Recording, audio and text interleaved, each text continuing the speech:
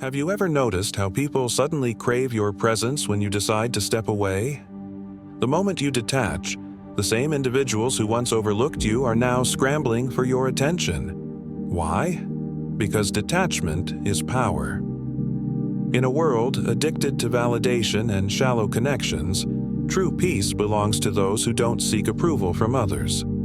Your energy is priceless, and when you withdraw it, people panic, not because they miss you, but because they relied on you more than they realized. Just like in Romans 12:2, which reminds us, "Do not conform to the pattern of this world, but be transformed by the renewing of your mind." Detachment allows you to walk in your true calling, free from the burdens of unnecessary relationships. When you learn to let go, you step into your power, leaving behind those who depended on your energy without ever giving back. This story will reveal why people chase what they don't understand, why your peace makes them restless, and why your detachment is their greatest fear. If you've ever wondered why people act desperate when you choose yourself, this is for you. Where are you watching from? Share in the comments below, and don't forget to subscribe to this channel so you never miss an inspiring story like this. Now, let's dive in. The cafe was unusually quiet that morning. Michael sat at his usual table by the window, watching the steam rise from his black coffee. The world outside rushed forward. Cars honked, hurried footsteps echoed down the sidewalk, and people scrolled through their phones, searching for something, anything, connection, validation. But Michael was different now. He had spent years being the person others leaned on, the one who answered late-night calls, offered a listening ear, and poured his heart into relationships that left him empty. He gave, and they took. He showed up, and they assumed he always would. Until one day, something inside him shifted. It wasn't a sudden revelation. It was a slow-burning realization, the kind that creeps in when you're lying awake at night, staring at the ceiling, feeling like a ghost in your own life. Michael realized that he had been giving away his peace to people who never truly valued it. He had mistaken his kindness for obligation, his presence for necessity. So he did something radical. He detached, not in anger, not in bitterness, but in clarity. At first, it confused them. The people who had come to expect his energy, his unwavering presence. The text messages started. "Hey, everything okay? You've been quiet lately. Did I do something wrong? You good, man? Haven't heard from you." Michael sipped his coffee and sighed. He wasn't angry. If anything, he felt free. Because for the first time in years, he wasn't performing for anyone. He wasn't over-explaining, over-giving, overstretching himself thin. He had finally chosen himself. And that's when he saw it. The panic in their silence. They weren't reaching out because they missed him. They missed what he gave them. The reassurance, the validation, the comfort of knowing he was always there, ready to listen, ready to catch them when they fell.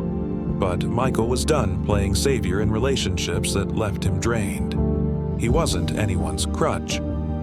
Do not conform to the pattern of this world, but be transformed by the renewing of your mind. Romans 12:2. He had read that verse 100 times before, but now it felt different. Now it felt true. He wasn't conforming anymore. He wasn't playing the role society had assigned him, the reliable one, the always available one, the one who never asked for anything in return. He had transformed. The hardest part? Accepting that some people would never understand his decision, that no matter how much he had given, they would only see what they had lost. But that wasn't his burden to carry anymore. Michael placed his coffee cup down and leaned back in his chair. The sun had finally broken through the morning clouds, casting a warm glow across the cafe. And for the first time in a long time, he felt it deep in his bones. He was finally at peace. Michael didn't expect the shift to be so noticeable. He thought he had slipped away quietly, like the last ember of a fire fading into the night. But it wasn't quiet at all. His absence was loud.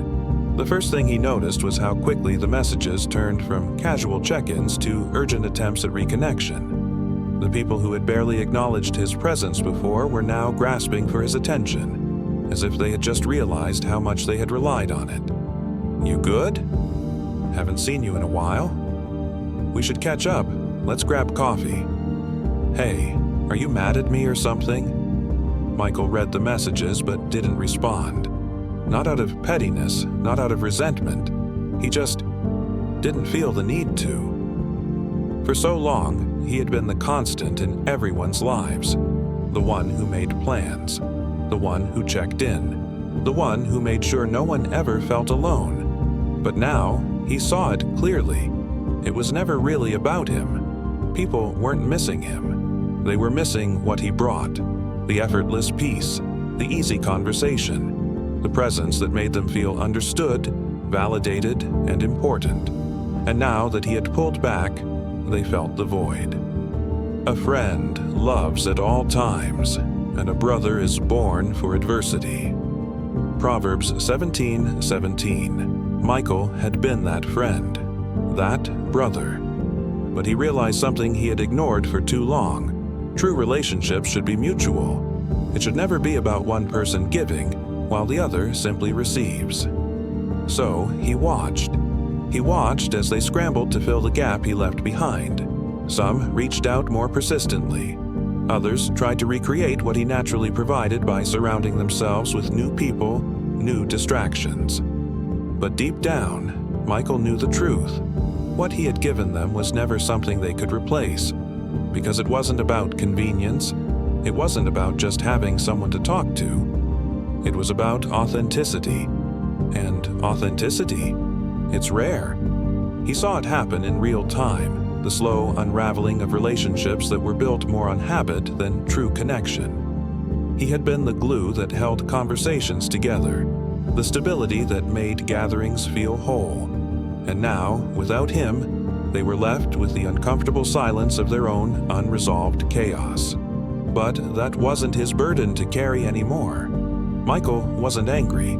He wasn't even sad. He just felt light. For the first time, he understood something deep in his soul. His presence had always been valuable, but only to those who truly saw it. And those who didn't, they were now left facing a truth they had spent years avoiding. The longer Michael remained distant, the more obvious it became. They weren't chasing him. They were chasing the feeling he brought. It was strange at first. The same people who once took him for granted were now trying to mirror him, as if by copying his essence, they could somehow regain what they had lost. He noticed it in their conversations, the way they started using phrases he had always said, the way they suddenly became interested in things he had once introduced them to, the way they lingered, hoping for a moment of his attention, a glimpse of the connection they had unknowingly relied on. But it wasn't the same, because what Michael had given was never something that could be imitated. His energy was never about performance. It was about alignment, about walking in his truth, about moving in peace without seeking approval or validation. And that kind of presence, it couldn't be fabricated. The Lord gives strength to his people. The Lord blesses his people with peace. Psalm 29:11. Michael had always carried that peace, and now he understood why it made people restless. They had spent so long chasing temporary highs, validation, material success, attention, thinking it would fill the emptiness inside. But what Michael had was different. It wasn't loud. It wasn't demanding. It was steady, unshaken, unaffected by the chaos around him. And that's what made it so powerful. The more detached he became, the more they wanted access to him. It was ironic, really. When he had been readily available, people had assumed he always would be. Now that he had chosen himself, they were scrambling to figure out what made him different. They thought it was something external. Maybe he had changed his habits. Maybe he had found new friends. Maybe he had unlocked some secret to confidence they could learn. But Michael knew the truth. It wasn't about changing what he did. It was about who he had become. He no longer moved from a place of obligation. He no longer needed to explain himself. He no longer gave away his energy freely to those who didn't respect its value. And the more people tried to chase the feeling he carried, the more frustrated they became, because they couldn't fake peace. Peace I leave with you, my peace I give you. I do not give to you as the world gives. John 14:27. True, peace isn't borrowed. It isn't found in external distractions. It is cultivated within. Michael had discovered this truth, and now, as the world around him scrambled to catch up, he simply smiled. Because he no longer needed to chase anything. He already had everything he needed within himself. Michael had never been one to seek control. In fact, for most of his life, he had allowed himself to be pulled, stretched, and shaped by the needs of others. He had thought that being available, saying yes, and always being present meant he was being a good person. But now, for the first time, he saw it differently. The more he detached, the more he realized how much control he had unknowingly given away. Control over his emotions, his time, his peace. And now that he was taking it back, it terrified them. The fear of man lays a snare, but whoever trusts in the Lord is safe. Proverbs 29:25. People who thrived on drama, on constant emotional engagement, on manipulation, they didn't know how to handle Michael's stillness. They would try to provoke him. Subtle jabs in conversations, whispers behind his back, passive-aggressive messages meant to stir a reaction. Wow, I guess you think you're too good for us now? Must be nice to just disappear when things get hard. You've changed, and not in a good way. But Michael didn't bite. He had no interest in proving himself. He had no need to explain his peace to those who thrived on chaos. And that's what shook them the most. Because when someone refuses to react, refuses to be emotionally controlled, refuses to play into the same toxic cycles, the power dynamic shifts. Suddenly, they were the ones grasping for control, and they hated it. But Michael, he was free. He realized that detachment wasn't about being cold or unfeeling. It wasn't about shutting people out or avoiding deep connections. It was about choosing where to invest his heart. And now, he only invested in places that poured back into him. Above all else, guard your heart, for everything you do flows from it. Proverbs 4:23.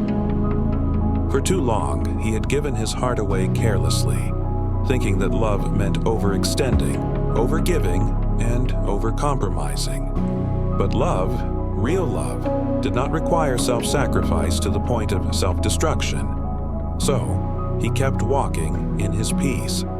And as the noise of accusations, misunderstandings, and desperate attempts to pull him back grew louder, Michael simply smiled.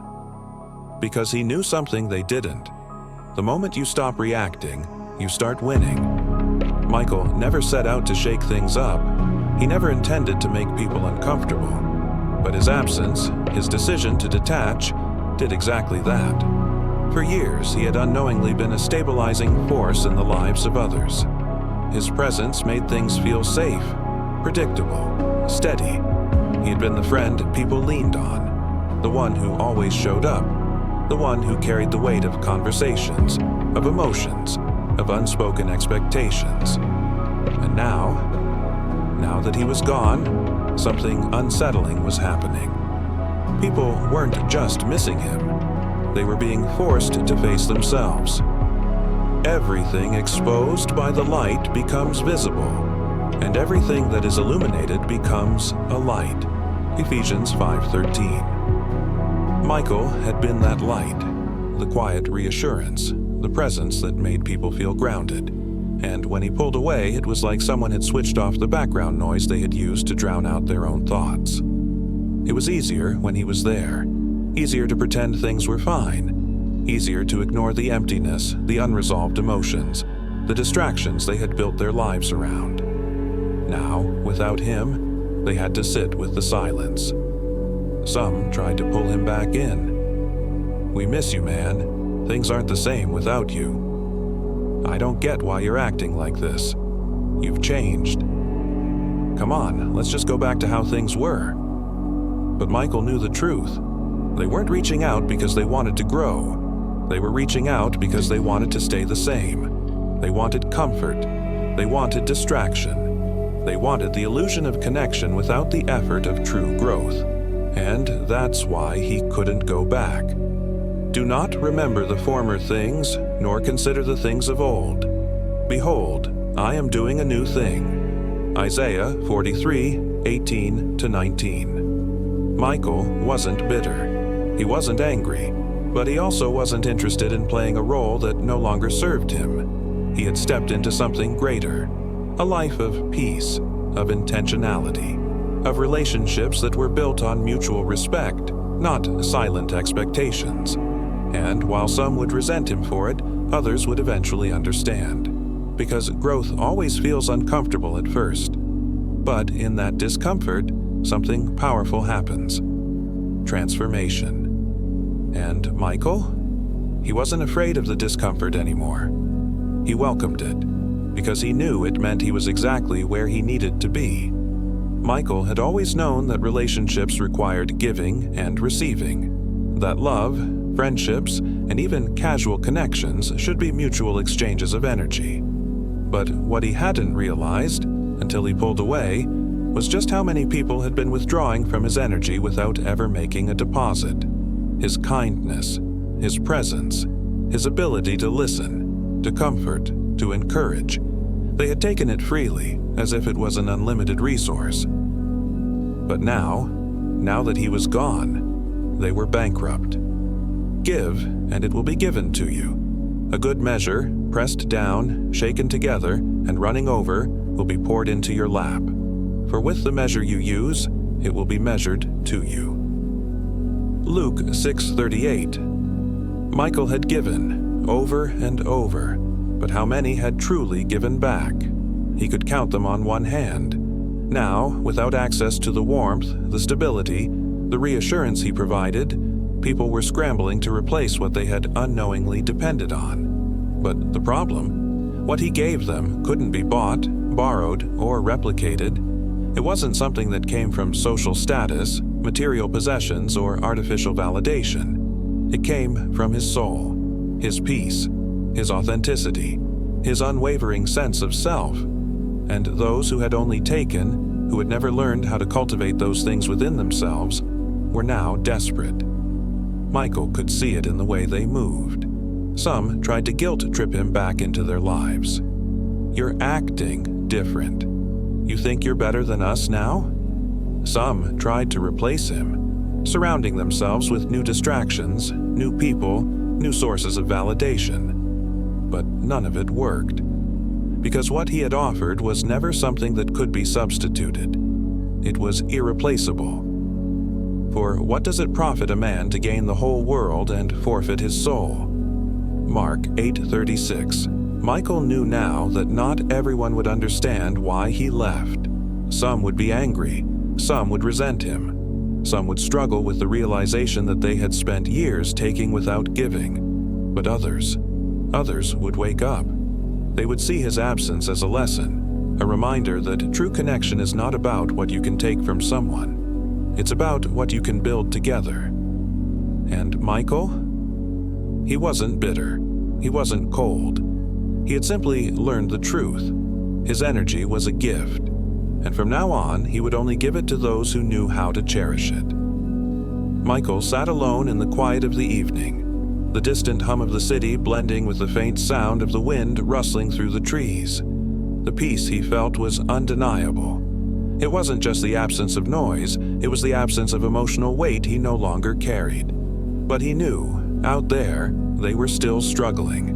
Not because he had wronged them, not because he had abandoned them, but because his absence had forced them to face something they weren't ready to see, themselves. For now, we see only a reflection as in a mirror. Then we shall see face to face. 1 Corinthians 13:12. Michael had been a mirror, not by choice, not by design, but simply by being himself. His authenticity had once been something people were drawn to. It made them feel safe. It made them feel alive. It made them feel real. But now that he was gone, now that they could no longer use him as a reference point, they were left with only themselves. And some of them hated what they saw. Because when someone authentic stands next to someone who has spent years hiding behind a mask, the difference is undeniable. And when that authenticity is removed, it forces them to see the cracks in their own reflection.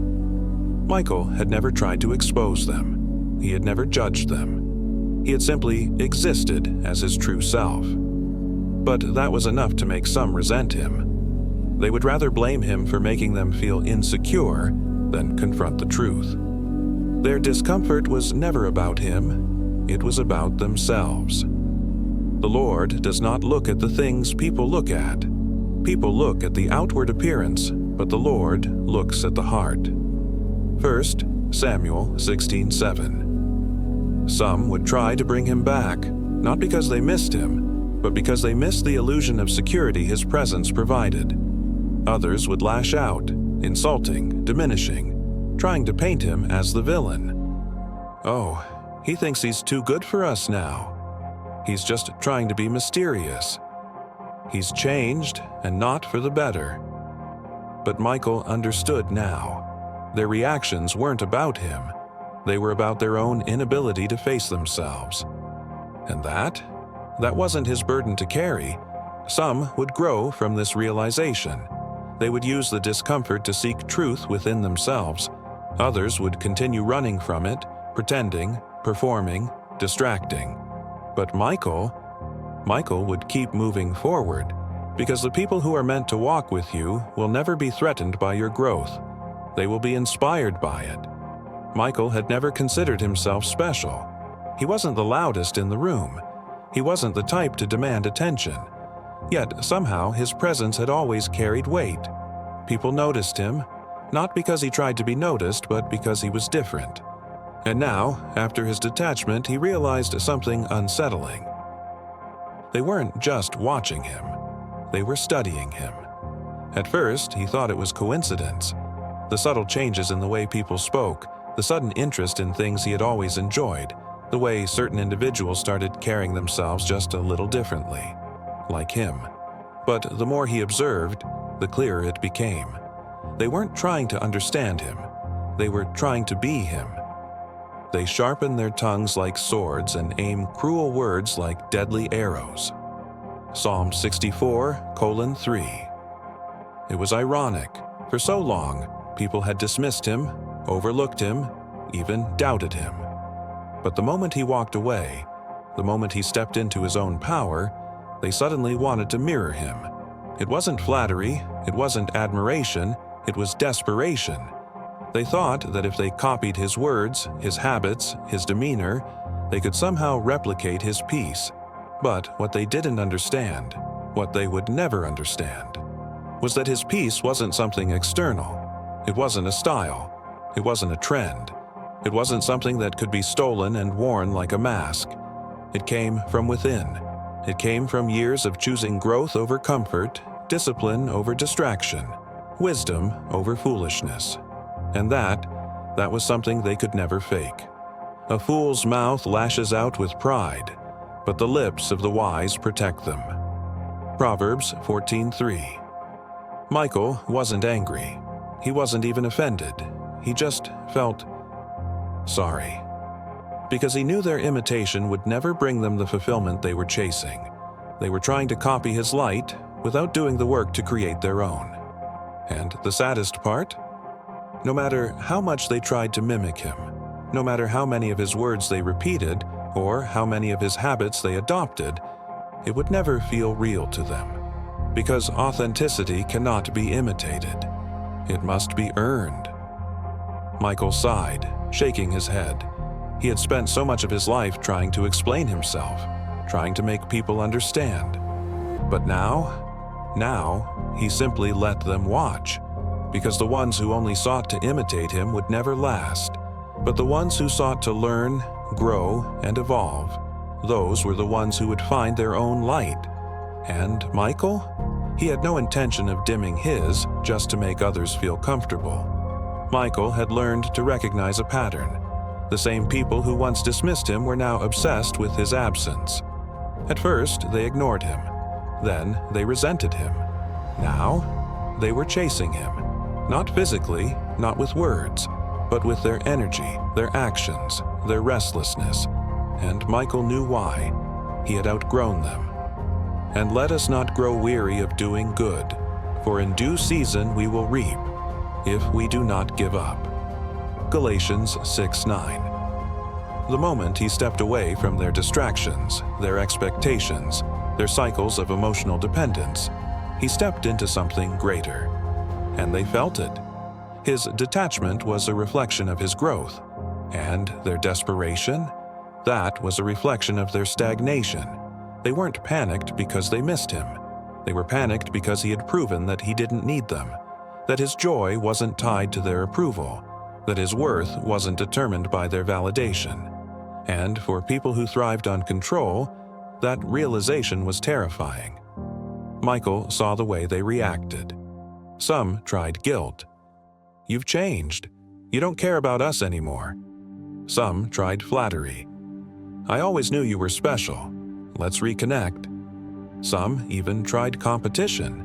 Suddenly they were trying to outshine him, posting their successes, making sure he saw that they were still relevant.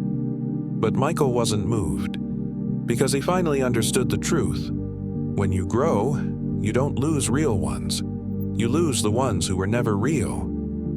No one sews a patch of unshrunk cloth on an old garment, for the patch will pull away from the garment, making the tear worse. Matthew 9:16. He couldn't go back, not because he was bitter, not because he was angry, but because he had stepped into something new, a higher mindset, a deeper peace, a version of himself that no longer fit into the places he used to shrink himself for. And if they couldn't meet him at that level, that was their choice. Michael didn't feel the need to defend his journey anymore, because his growth wasn't a betrayal, it was a calling, and those who were meant to walk with him, they would catch up, or they would fall away. Either way, he was moving forward. Michael never set out to be an example. He never wanted to be the reason people started questioning their choices, their patterns, their relationships. But now, as he stood in the clarity of his own growth, he saw it. They were watching. Not because they wanted to bring him back, not because they understood his journey, but because something about his transformation made them realize they were capable of more too. And that terrified them. You are the light of the world.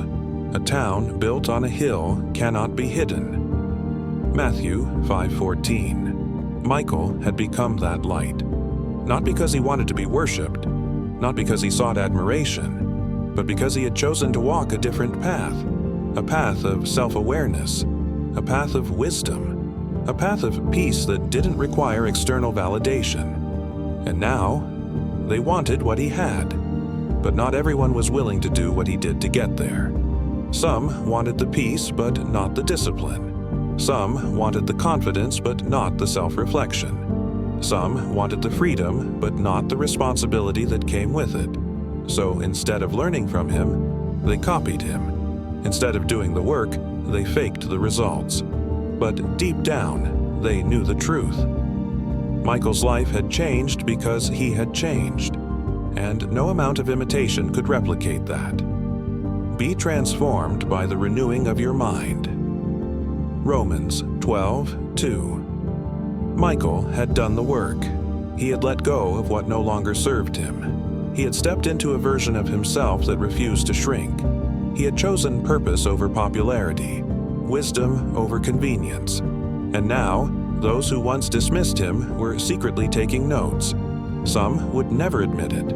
Some would pretend they had always walked this path. Some would resist until the very end. But others would wake up.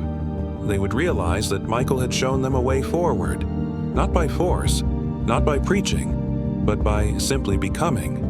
And that was enough. Michael didn't need to be acknowledged. He didn't need an apology.